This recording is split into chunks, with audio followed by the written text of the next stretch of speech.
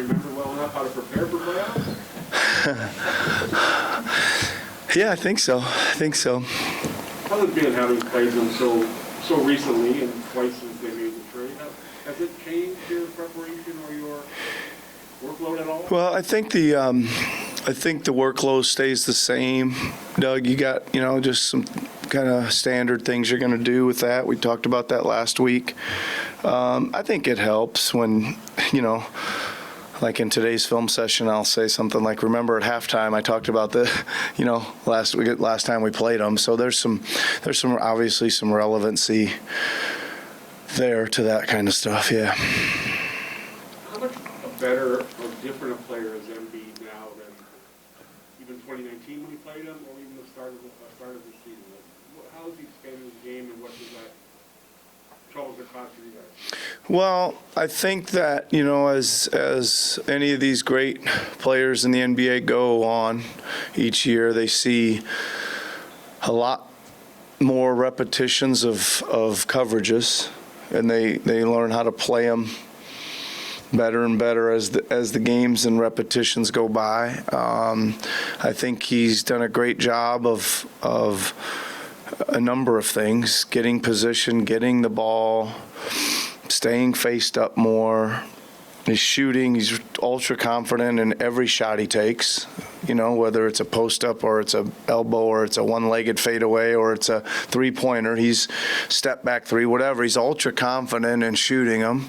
So that's probably the biggest thing. There's a wide array of faced up plays that he'll make that make it hard to stop, because he's just shoot over the top of you. You didn't have your full starting lineup in any of the games against Philly and Embiid this year.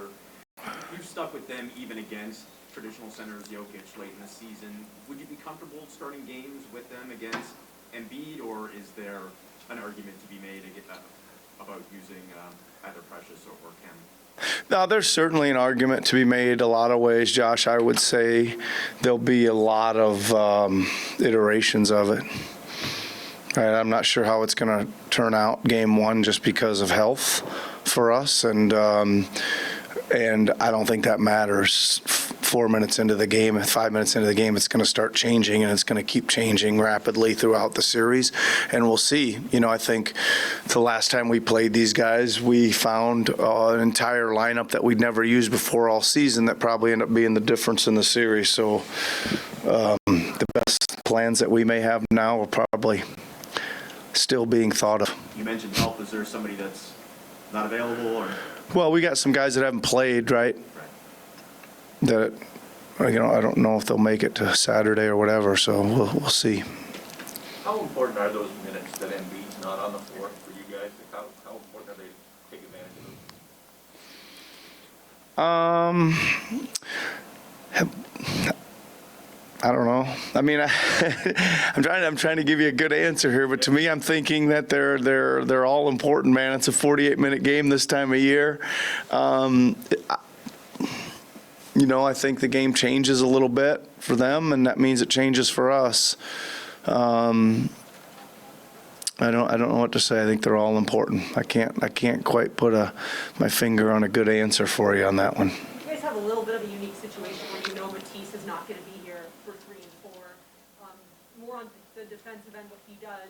Do you have anyone on your staff that almost plans ahead, or almost like a different type of offensive game plan, knowing that he's now? No, ma'am. We are focused in on who's going to be on the floor on Saturday.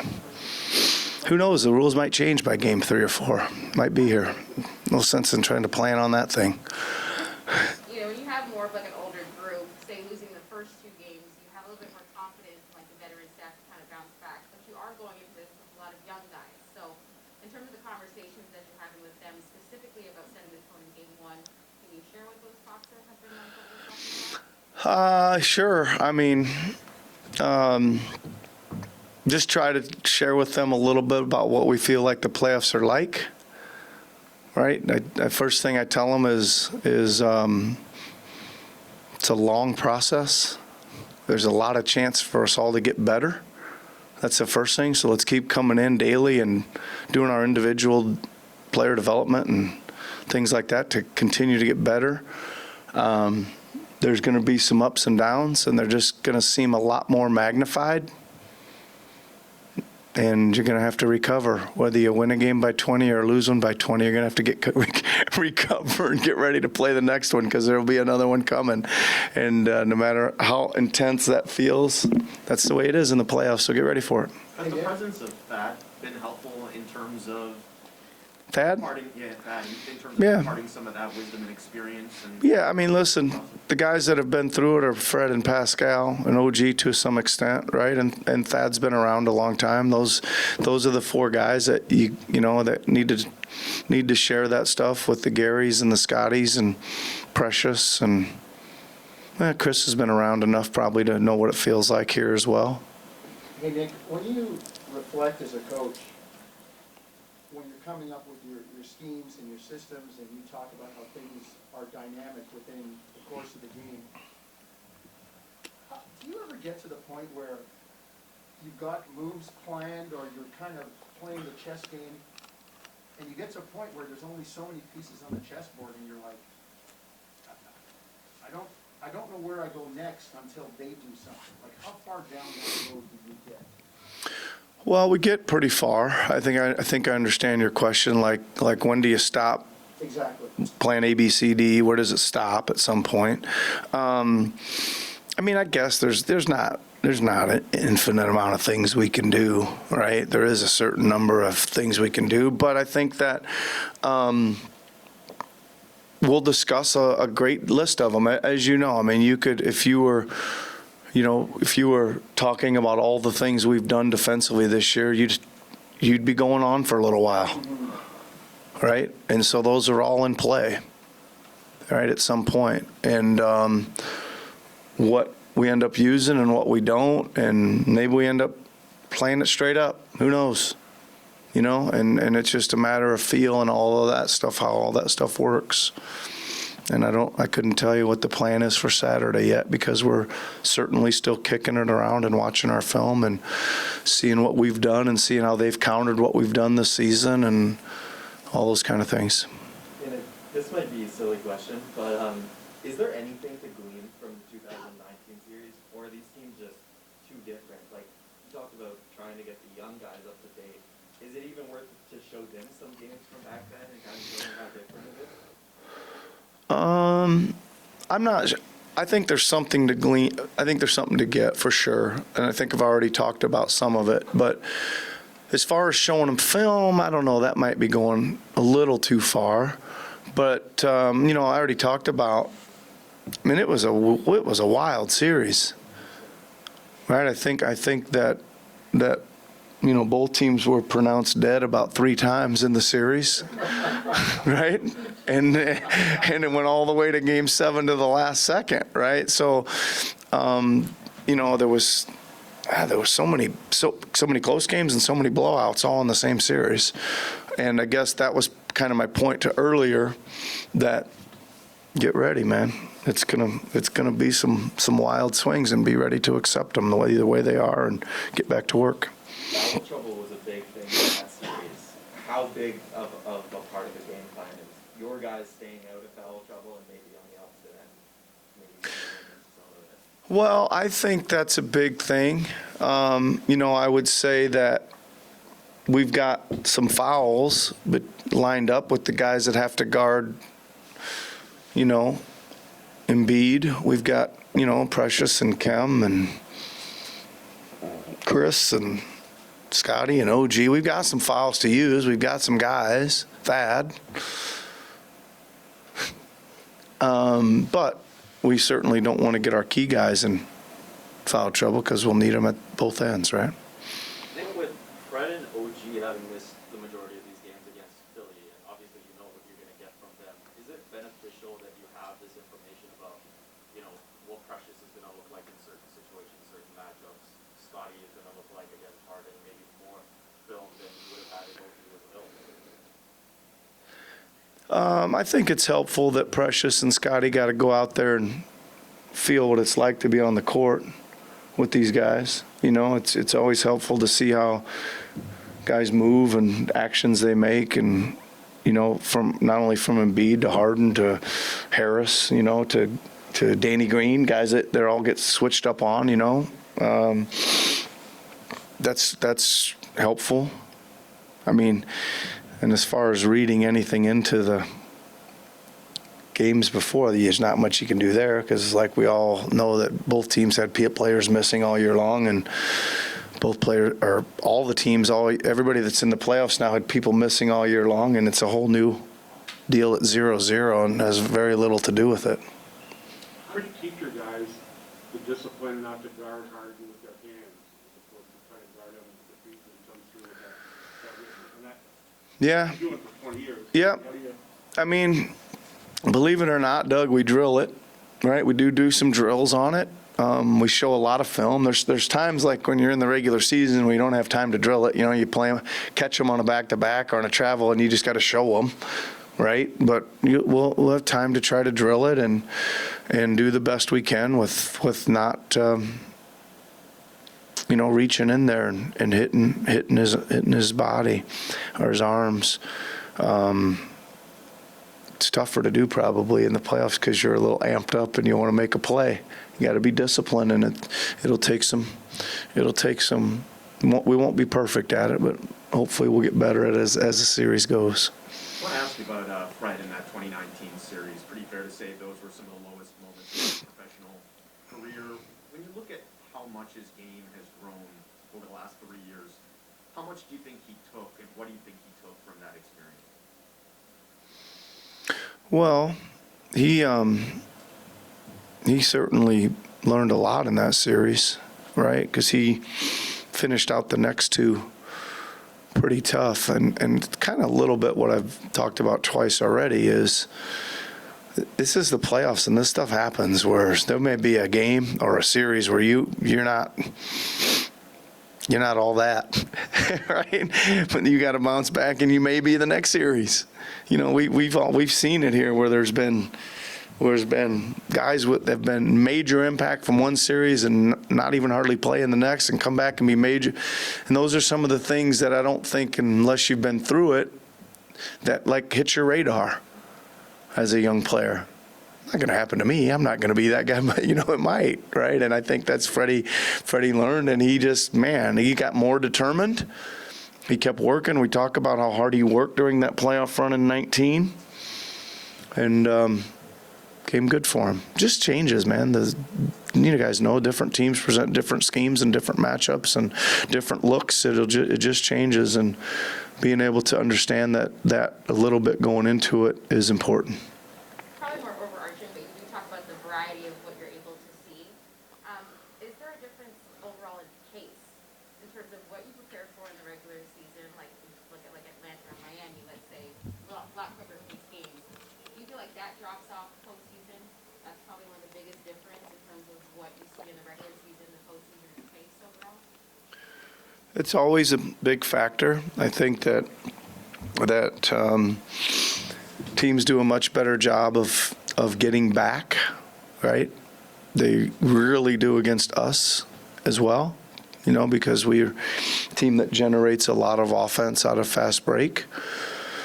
And yeah, this is going to be a slugfest right here, this one coming up. I think the way Matisse Thybulle defends, sometimes it's almost like he prefers trailing than being in front. What's the main challenge for someone who's trying to get by and then stay wary of kind of his presence? Yeah, well, he's really good anticipating. So that's why he's kind of riding the outside a lot of times, and he kind of has a feeling where you're going to be in relation to the ball, and he's kind of slithering around you to make plays, right? That's just great instincts, right? And he's had that, I think, for a long time. He was a really good college defender as well, and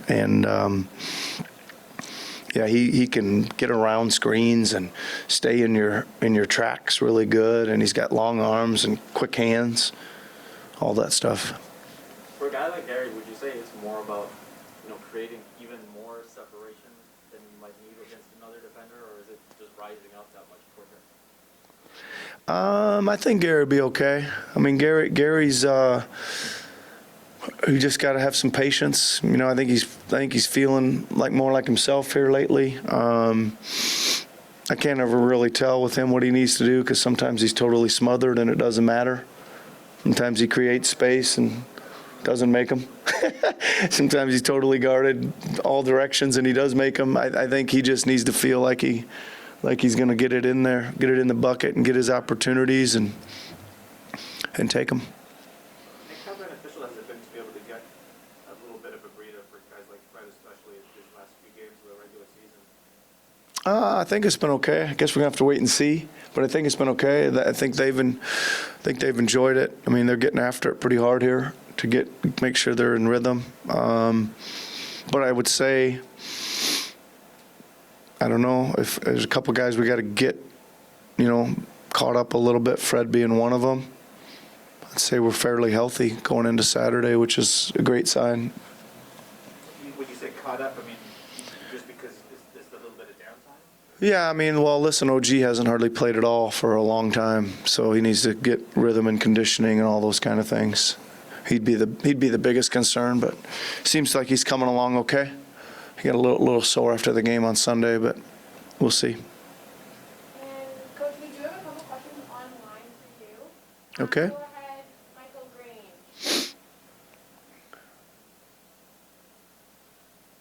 Go ahead, Green. Hey, Michael Grange, can you hear? Yeah, sorry. That's okay. Okay. Thanks for taking this, Nick. No problem. Question is, the Harden Embiid pick and roll is kind of been what's everyone's been terrified of since they made that trade. Do you feel like you guys are reasonably well equipped to at least neutralize that, and if so, why? Well, yeah, it's a tough one. Obviously, probably the best thing we can do is use multiple coverages, use multiple people, try not to make it a steady diet. Like, if you just say, oh, we'll just switch it, well, then you're going to be playing ISO against Harden, or they're going to throw it to Embiid at the nail and you're going to be playing ISO. So maybe that is what you want, or maybe it isn't. It just depends. I think there'll be a lot of coverages, and we'll try to use a lot of different people and things like that, and try not to give them advantages. Right, the advantages are Harden coming off wide open. If you're not playing him honestly enough, or Embiid rolling, or picking and popping or whatever.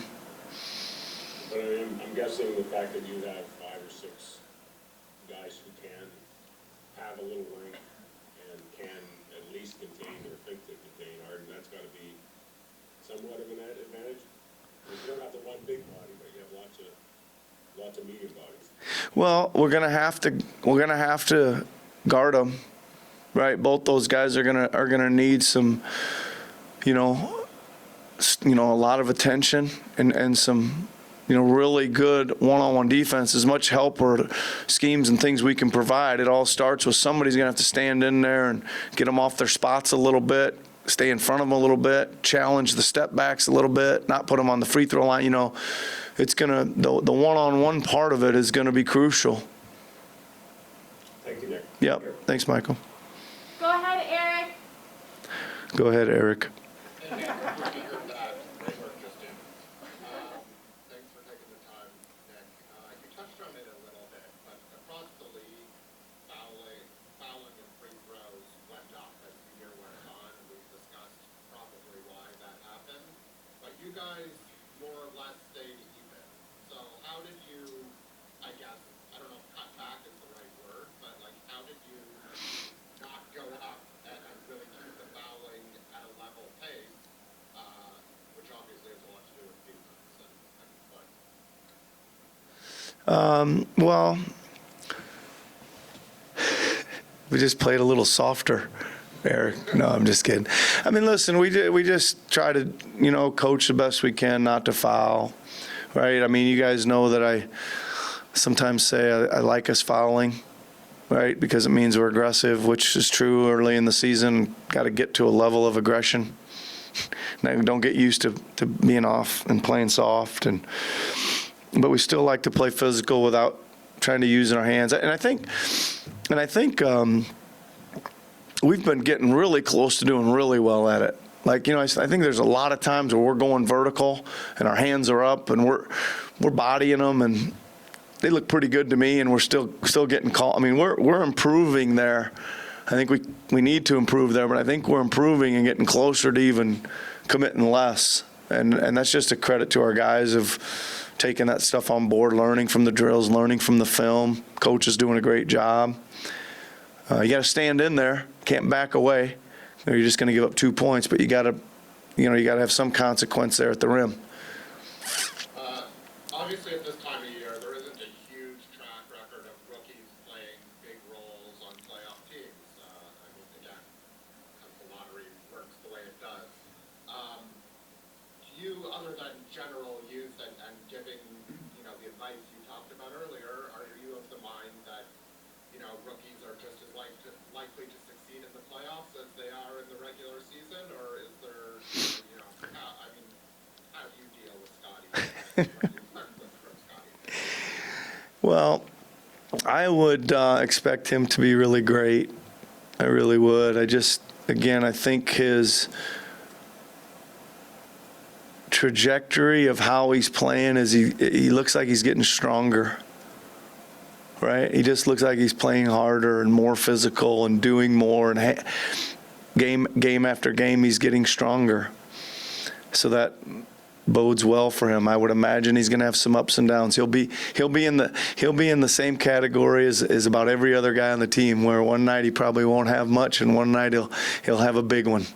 Right? And I think they'll all go through that, which they do in the playoffs.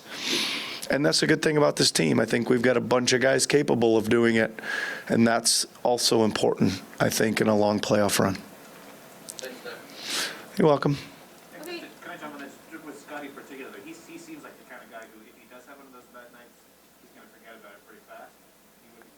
That's kind of his personality or mindset. Yeah, he usually can do it in the same game, even if he's not quite going in the same.